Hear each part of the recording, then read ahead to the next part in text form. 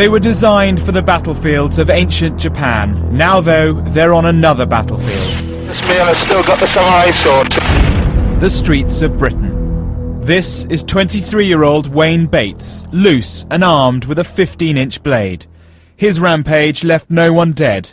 Others have been less lucky. It went through, I think, Robert's left shoulder. It went down and cut the left bronchial off to his windpipe.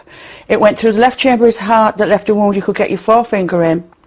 It went on to cut the main circulation artery at the bottom of the heart, and I think that's named the aorta, and it also cut through 2 vertebrae in his back. So that is what a 12-inch samurai sword did to Robert.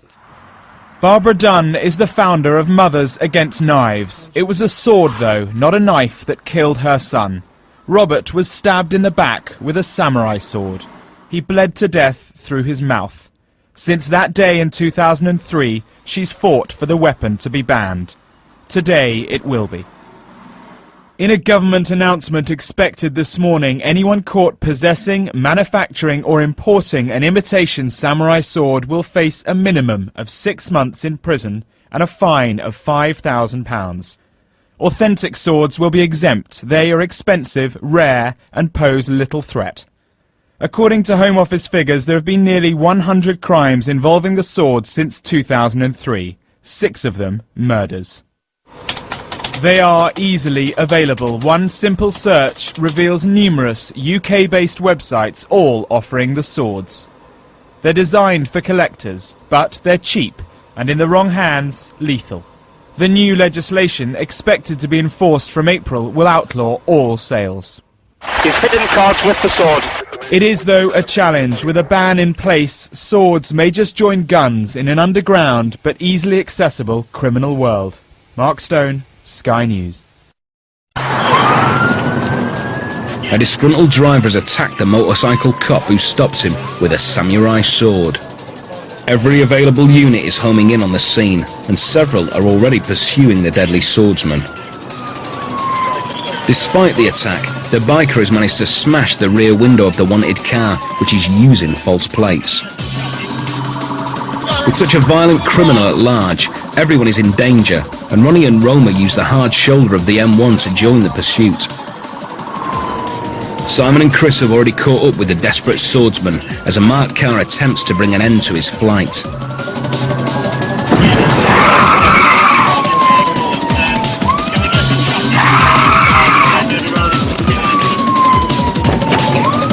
The manoeuvre puts the car into the path of Chris and Simon, who force it into the crash barrier.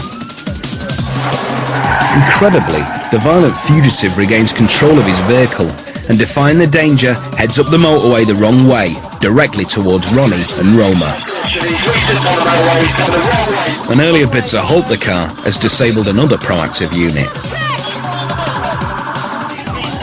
Simon and Chris know it's risky driving against the traffic on one of Britain's busiest roads. This is dangerous. It's dangerous. To keep the public out of harm's way, Ronnie and Roma have stopped the traffic. But the driver's now crashed and fled into the fields, still armed with his razor-sharp sword. With such a dangerous suspect on the loose, it's vital to get as many units on scene as possible. Ronnie, watch the car! Sorry, mate.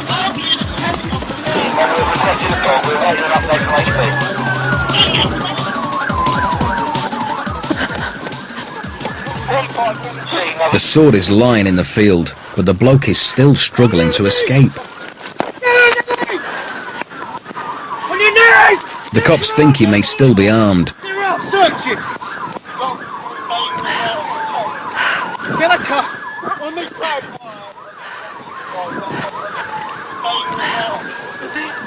The attacked biker turns out to be Conrad Lee, a former member of the proactive team. As I pulled this vehicle over, the man came out of the car, started to attack me with a samurai sword. I've narrowly avoided getting hit him with it. I managed to escape him before he caused any injury. Summoned units. We've had a pursuit up the motorway while vehicles have crashed. This man has now been detained after decamping into a field.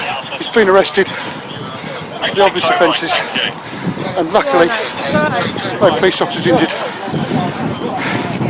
No members of the public are injured, and the only casualties seem to be the police vehicles, which is a good thing, bearing in mind the safety of the public on this fast motorway road. I just have to leave you now. The bloke was charged with assault and stealing the car.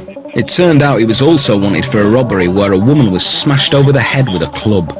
ANPR operations regularly pick up serious criminals as well as the uninsured, the unlicensed and the untaxed. Conrad and another PC were awarded the Chief Constable's Higher Commendation for bravery for their part in the arrest.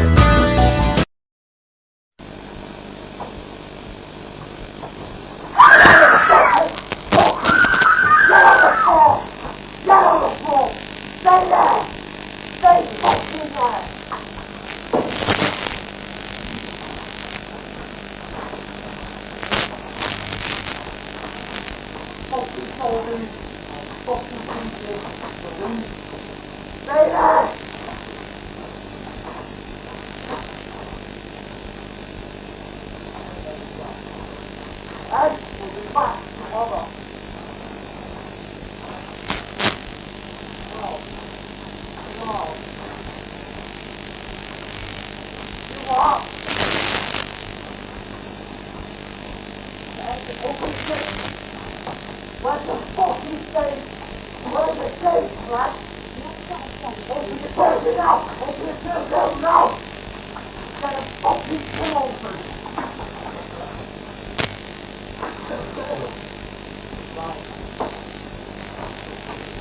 Hey, hey, what? I don't give a fuck about this. Come on. Hey, fuck you! Open the door now! Better open the door now! Open the door! Go!